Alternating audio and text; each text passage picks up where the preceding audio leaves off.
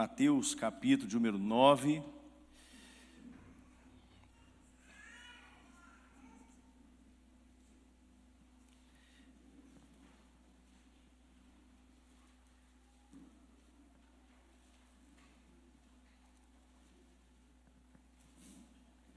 Nós vamos ler apenas o versículo de número 16 e 17. Mateus, capítulo 9, versículo 16 e 17. Diz assim: Ninguém põe remendo de pano novo em roupa velha, porque o remendo tira um pedaço da roupa, e o buraco fica ainda maior. Nem se põe vinho novo em odres velhos, porque se alguém fizer isso, os odres se rompem e o vinho se derrama e os odres se perdem. Mas põe-se vinho novo em odres novos e ambos se conservam. Amém? Feche teus olhos, meu Deus e meu Pai. Eu quero me apresentar neste momento como um arauto, como um proclamador do Teu Evangelho. Estou aqui, meu Deus, como a voz daquele que clama, Senhor, para poder anunciar a Tua palavra, que o Espírito da verdade possa afiar essa espada, para que ela se torne cortante até a divisão da alma e do Espírito, entre juntas e medula. Venha, Espírito Santo, com a Tua palavra e traga sobre nós o Teu agir, o Teu querer, o Teu efetuar, em nome de Jesus. Podeis assentar. Amados e queridos irmãos, é um prazer estar com os irmãos novamente. Eu sempre que eu venho aqui eu me sinto em casa. Por mais que a gente está pastoreando a Igreja Batista, lá a gente tem aquela fama que é um batista assembleiano, né? E quando eu estava na Assembleia, o pastor Zacarias falava assim: você é meio batista. Então, hoje eu entendo que eu sou do reino, né? E nós falamos a linguagem do reino, mas nós temos sim aqui a naturalidade de estar aqui com os irmãos, né? A gente tem casa e nós temos a liberdade também de pregar aqui, graças a Deus. Eu queria apenas refletir com os irmãos dentro do tema que já é proposto. É um mês que fala sobre família e também é um trabalho que vem falando sobre um avivamento que se inicia em casa, e realmente isso é verdade. Mas eu quero usar aqui a ilustração que Jesus fez, uma tipologia. Ele usou aqui 3 símbolos que para mim representa muito forte o avivamento. Que ele usou aqui as vestes, ele usou também o odre e o vinho. Nós vemos que esses 3 elementos são elementos que representam verdadeiramente o avivamento de Deus sobre nós, o avivamento dos céus sobre a igreja.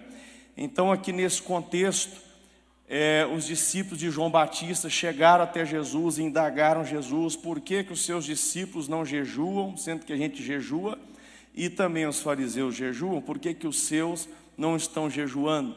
Na verdade, eles não tiveram muita coragem de falar. Eu nem vi o Senhor jejuando também, mas eu tenho visto o Senhor comendo muito, bebendo muito.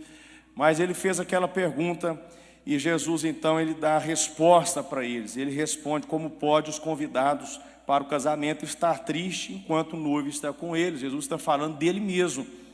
Ele está falando assim: vocês não perceberam?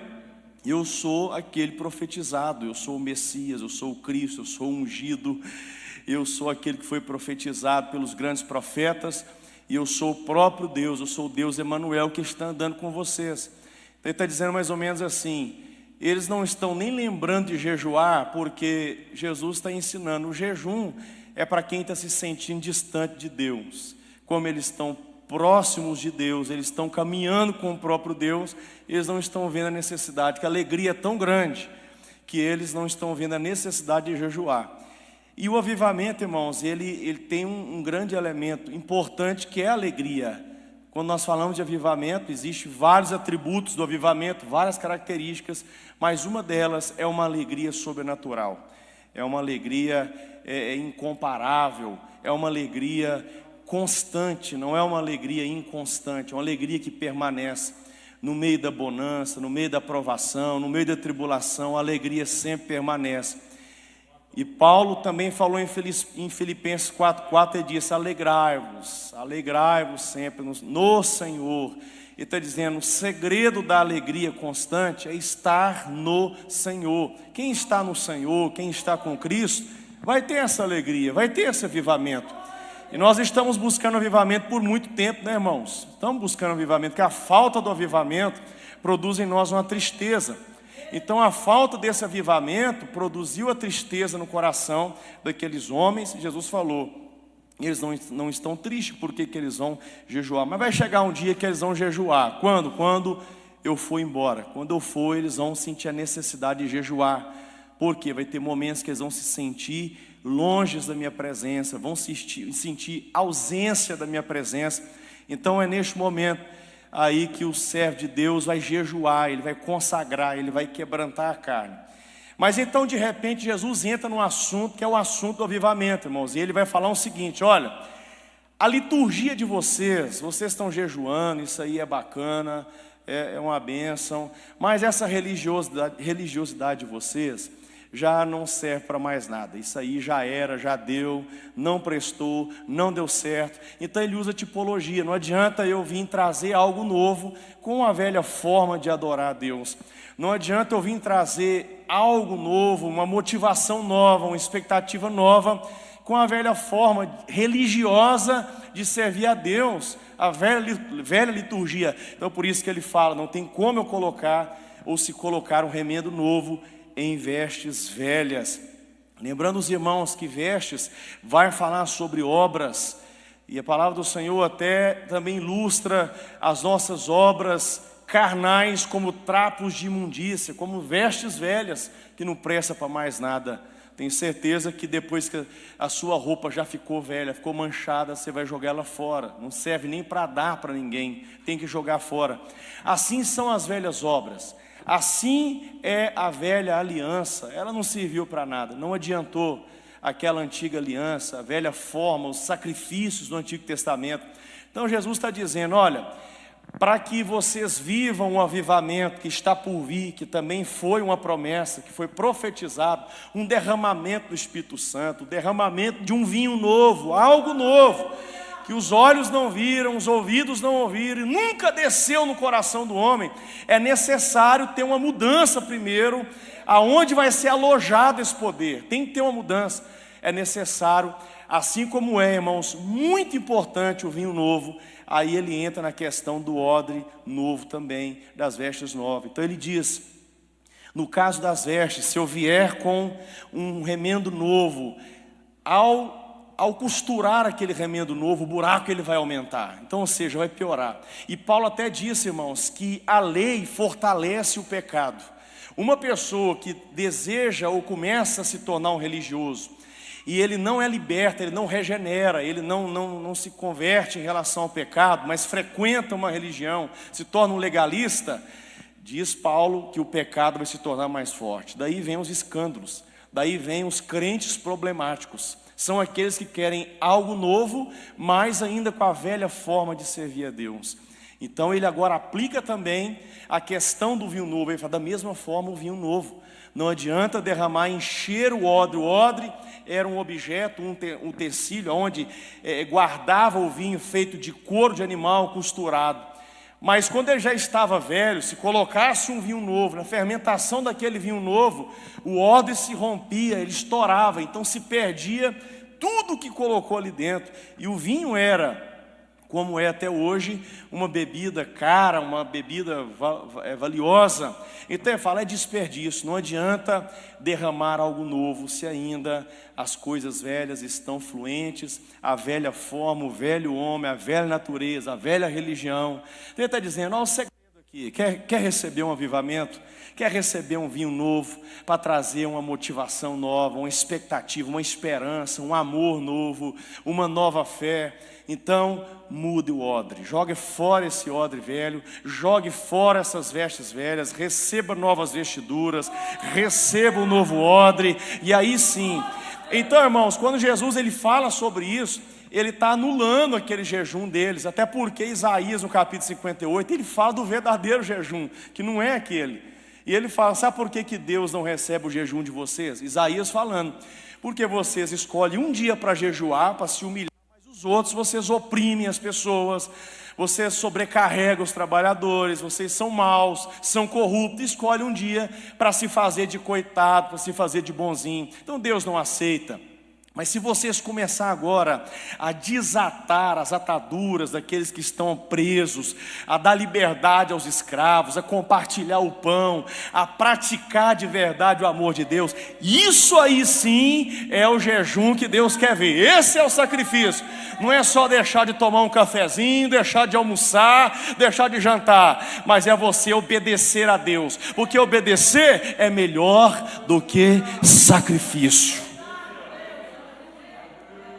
Então Jesus está dizendo, Deus está com nojo de tudo que vocês fazem, as obras de vocês são como trapos de imundícia, o odre está velho, aquilo que está por vir é tão grandioso, é tão poderoso, que eu vou dar um conselho: não busca isso se antes não houver uma regeneração, porque isso vai estourar vocês, vai romper vocês, vai matar e vai destruir, irmãos. E é isso que é a definição do poder de Deus do avivamento. É algo tão grandioso, tão poderoso, irmãos. Avivamento não é o que a gente está acostumado a ver. Avivamento é muito mais além do que isso que a gente vive hoje. É algo tão grandioso, tão poderoso, que abala as estruturas, que quebra as correntes, quebra as cadeias, quebra as prisões, destrói as fortalezas do mal, desfaz as obras do inimigo, e o diabo se levanta como opositor quando ele vê que existe um povo que está realmente avivado. Então, amados irmãos, ele está dizendo, vocês estão preparados para isso? Tem que haver uma preparação.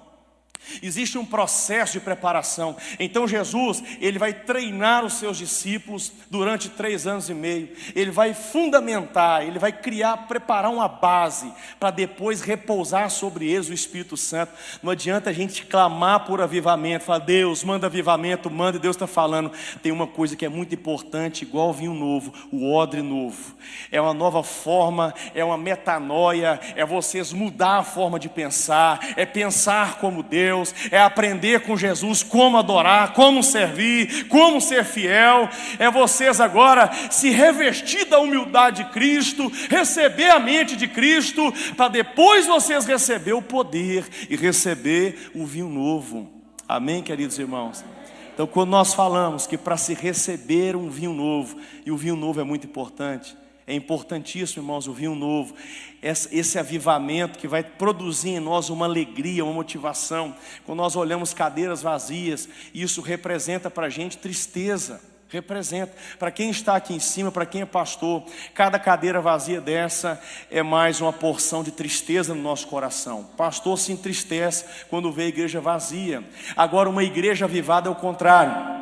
As pessoas, no bom sentido da palavra, brigam lá fora para arrumar um espaço aqui dentro, para poder ouvir uma mensagem, para poder receber aqui dentro a porção de Deus. E isso é avivamento. Agora, o que nós estamos vivendo hoje, irmãos? Estamos vivendo o oposto. Porque eu tenho uma teoria, um pensamento, irmãos, que o mundo sempre está debaixo de um avivamento. Como assim, pastor? Se não é um avivamento enviado por Deus, é um avivamento satânico.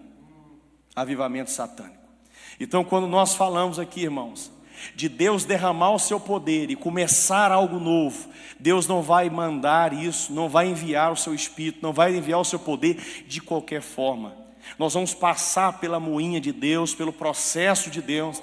Lembra que Sansão, ele perdeu o poder dele, ele perdeu a unção, que ele tinha a força, mas Deus leva ele agora para a moinha. Aquilo representa maturidade, o quebrantamento, para que Deus devolvesse para ele o avivamento. Ele havia perdido o avivamento, porque avivamento, quando Deus manda, nós temos que ter um zelo para poder manter a chama acesa.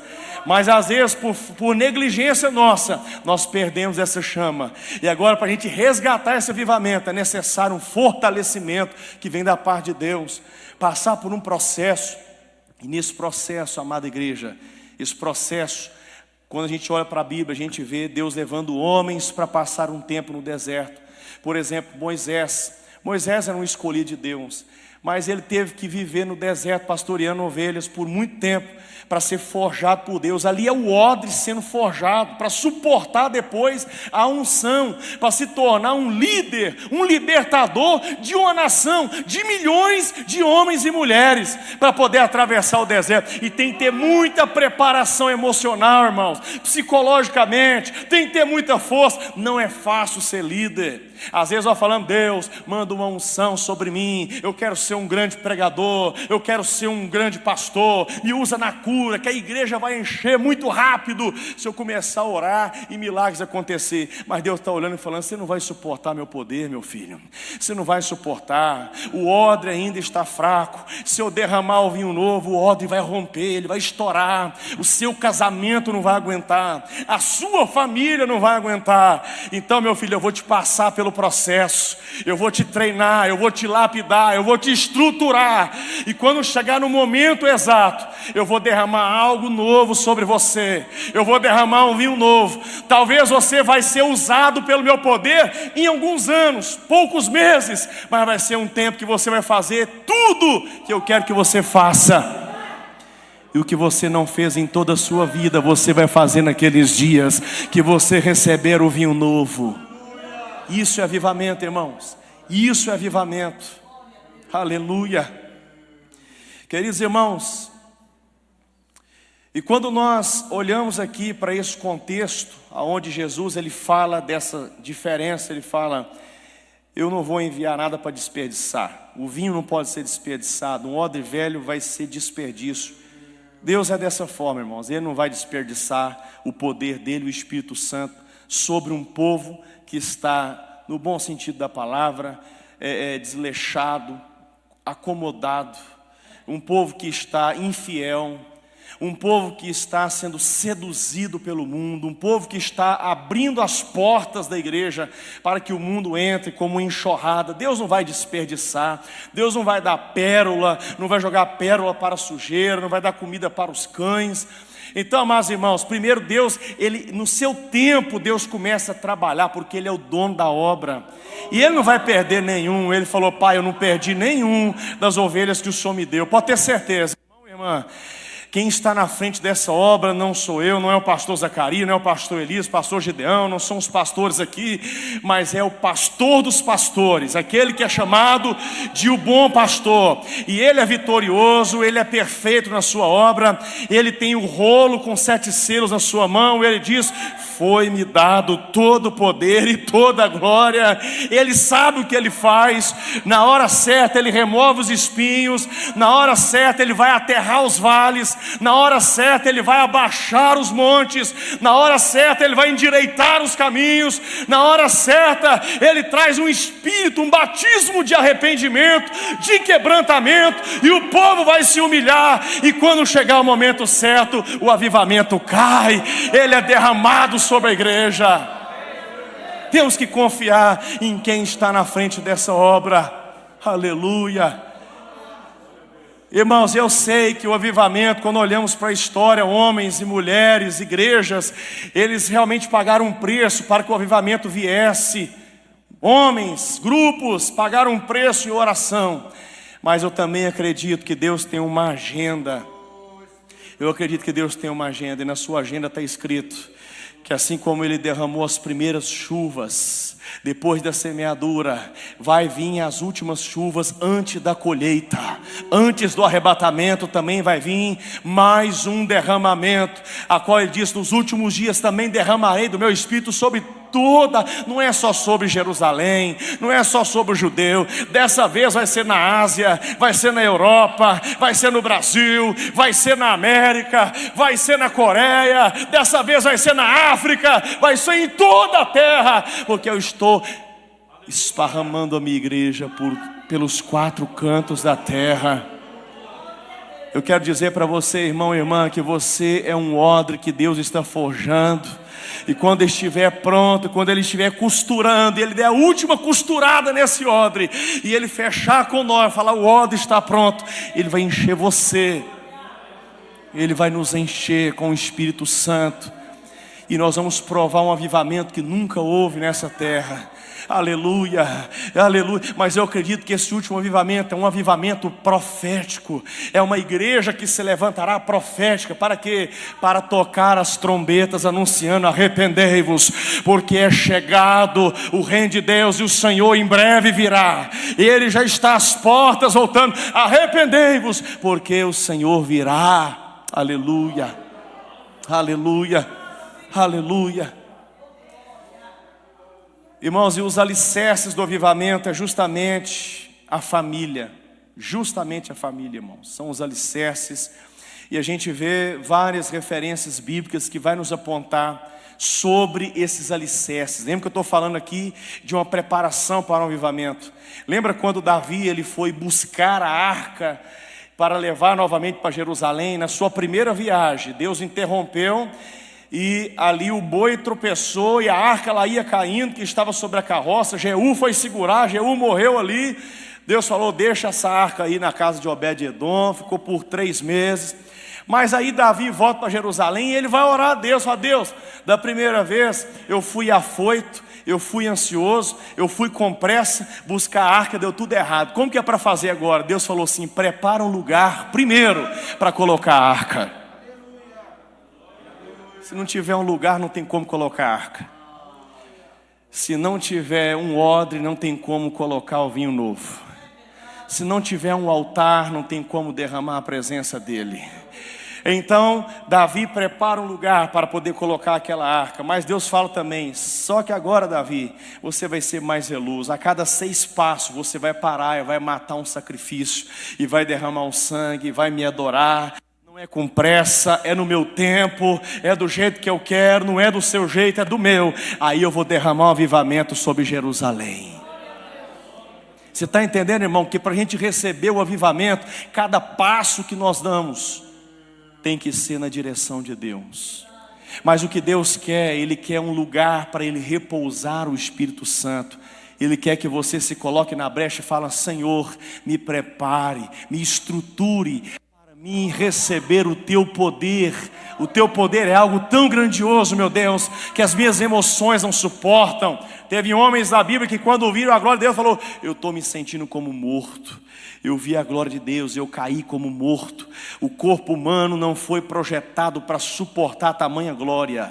Mas quando nós somos revestidos, o nosso corpo é revestido, o nosso DNA, a nossa estrutura óssea, o nosso sangue, todos os órgãos são revestidos de poder. E Paulo fala: o seu corpo agora é o templo edificado. Para quê? Para receber o Espírito Santo. Agora ele pode morar em você.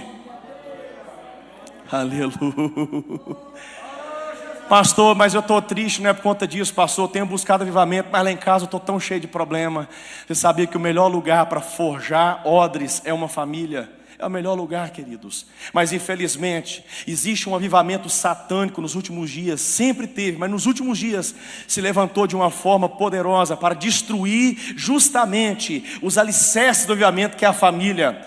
Satanás tem investido, os irmãos já têm ouvido falar muito sobre isso, sobre o movimento esquerdista, comunista, marxista, sobre movimentos que são contra os valores judaicos cristãos, que trabalham com família, valorizam a família. É por isso essa guerra, por isso eles querem legislar, criar leis para oficializar a destruição da família, porque o avivamento satânico produz uma guerra contra o avivamento de Deus, contra a igreja. Mas a minha Bíblia diz que a vitória já é do povo de Deus. A vitória é sua, irmão. A vitória é sua, irmã. Quem acredita que a vitória é nossa? Quem está na frente é muito mais poderoso do que qualquer homem. O nome dele está acima de todo nome. Aleluia, aleluia.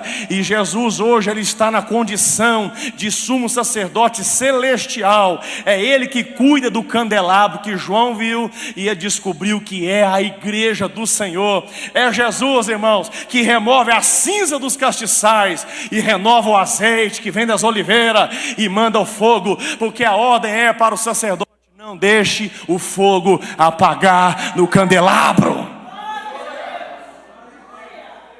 Parece que o avivamento acabou, mas ainda tem uma chama acesa ainda. Aqui no meio ainda tem pessoas que têm uma chama ardendo. Aqui no altar tem ainda. Não apagou ainda não, mas aquele que hoje é o sumo sacerdote, está vestido de linho fino, está sentado à direita, ele vai remover a cinza dos castiçais e vai renovar o azeite que Zacarias viu e falou, um azeite que parece ouro, dourado, que vai encher os castiçais. Então Jesus, ele vai derramar e mandar o seu fogo sobre o candelabro, e a igreja vai receber a plenitude do Espírito, Espírito de sabedoria, Espírito de temor, Espírito de conhecimento, Espírito de fortaleza, Espírito do Senhor. Nós vamos receber a plenitude do Espírito, então virá o avivamento. Salmo 68, queridos, versos 5 e 6 vai dizer que o nosso Deus, ele é pai de órfãos. Por quê? Porque o avivamento satânico, ele trabalha para destruir as famílias, ele trabalha trazendo e promovendo um espírito de orfandade. Porque um filho que não tem uma referência paterna, escute o que eu vou dizer, irmãos, um filho que não teve uma oportunidade de se relacionar com seus pais, dificilmente ele terá condições de relacionar com Deus. Quem nunca aprendeu a respeitar o seu pai, a honrar o seu pai, a servir o seu pai, dificilmente vai honrar um pastor, vai honrar Jesus, vai ouvir a voz do Espírito Santo. Tem pessoas que têm dificuldade de poder buscar o Espírito Santo, relacionar com Deus. Sabe por quê, irmãos? Não é culpa da pessoa, não é culpa do pastor. São pessoas órfãos espiritualmente, que não teve uma referência paterna, nunca aprendeu a honrar as autoridades. É por isso que se rebelaram, porque um filho que não teve uma referência paterna se rebela. Então por isso que o diabo, ele trabalha na marginalização da figura paterna, marginalizando homens.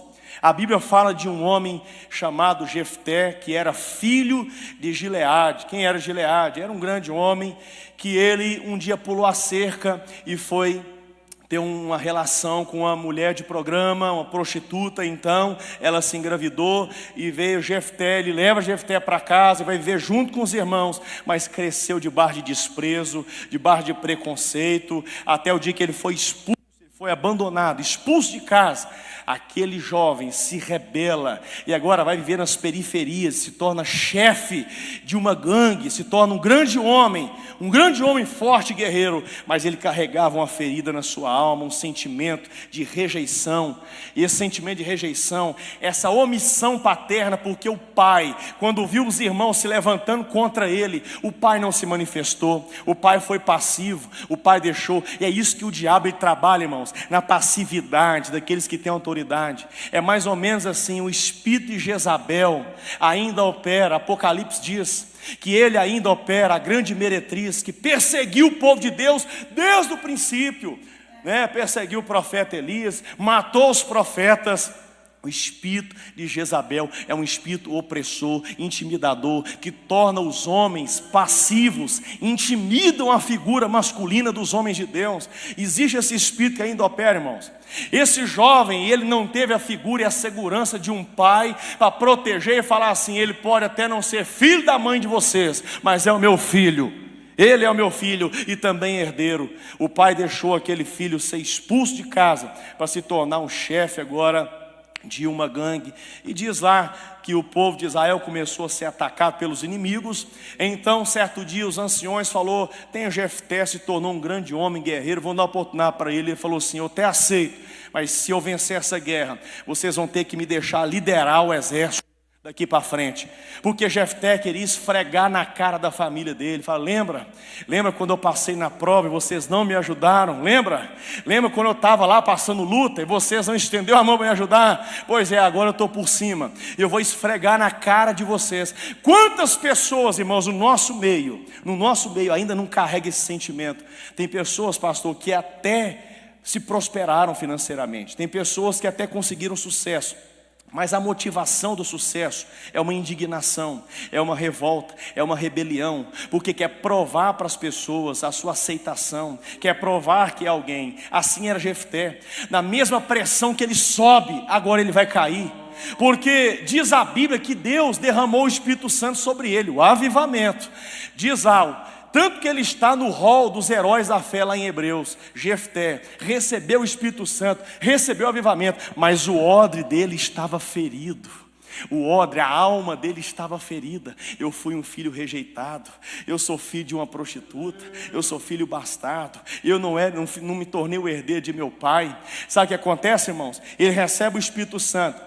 Deus já havia aprovado, ele fala, vai que eu vou te dar a vitória. Mas Jefté fala, Senhor, quero fazer um voto com o Senhor. Eu preciso dessa vitória a todo custo. Se o Senhor me garantir a vitória, a primeira pessoa que eu ver, quando eu retornar para minha casa, eu vou oferecer como holocausto. Então diz, irmãos, que ele teve a vitória, mas Deus não pediu ele para fazer um voto. Então ele tem a vitória, e quando ele volta para sua casa, quem ele encontra? A sua única filha, a única filha. Ela veio feliz, fala, papai, que maravilha, o Senhor venceu, papai, o Senhor é o cara. Quando ele olhou, bateu a tristeza. Por quê? Porque ele sabia que deveria oferecer aquela moça como sacrifício. Sabe o que é isso, irmãos? Tem muitas pessoas que recebem o Espírito Santo, recebem o dom espiritual, mas tem uma carência de aprovação, de aceitação, de oportunidades. Eu vou sair dessa igreja, porque aqui eu não tenho oportunidade. Na outra ali estão me oferecendo. Ninguém aqui me percebe, ninguém me enxerga. Deixa eu te falar uma coisa. Na escola da formação de Deus, do nosso caráter, do fortalecimento do ódio, o nome dessa escola se chama anonimato. É onde ninguém te vê, que Deus é forjar você e te preparar, como preparou José, como preparou Davi, como preparou Paulo, como preparou Jesus, 30 anos, para depois receber o Espírito Santo e uma vozinha do céu e falar, esse é o meu filho amado, em quem me comprazo. Aleluia!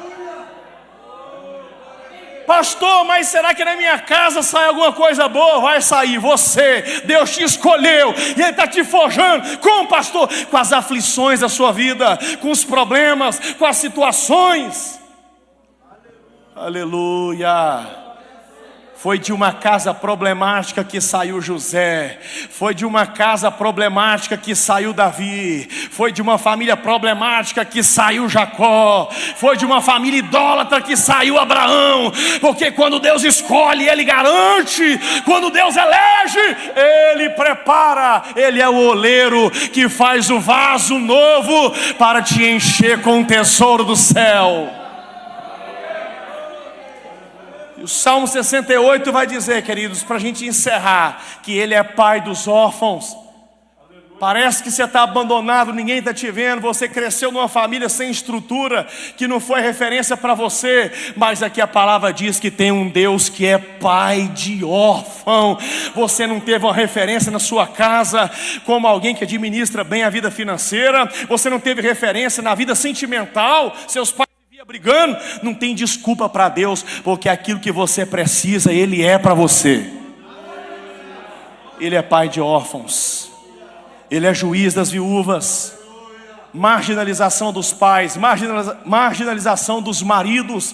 Irmãos, infelizmente, tem faltado homens cheios do Espírito Santo. Tem faltado.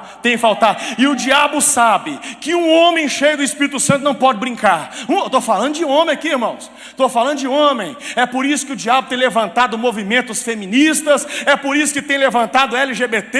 É por isso que eles querem legalizar. É por isso que o diabo, desde o princípio, ele quis matar os homens. Como tentou matar Moisés, tentou matar Jesus e quer aprovar a lei do aborto. Mas quando Deus escolhe, Ele dá o livramento, porque Ele tem as suas flechas guardadas a sua aljava, e no tempo certo Ele vai usar essas flechas. Homens e mulheres cheios do Espírito Santo. Você está preparado? Está preparado? Sabe como que Deus está forjando você? É na sua casa, é na sua família, porque o alicerce começa ali. Aleluia, aleluia, aleluia, aleluia. O mesmo Salmo diz que Deus faz que o solitário viva em família. Aleluia. Talvez você não tenha uma família aqui nessa terra, mas tem uma família aqui, a igreja é a sua família. E essa igreja tem um pai que amou o mundo de tal maneira, que amou você de tal maneira, que Ele pega o filho unigênito para se tornar primogênito. Que é isso? Ele era único, Ele deixou de ser único para ser o primeiro de muitos. Primeiro de muitos, era só Ele. Mas ele falou: vou ser o primeiro de muitos. Muitos que serão como eu e vão receber do meu Espírito.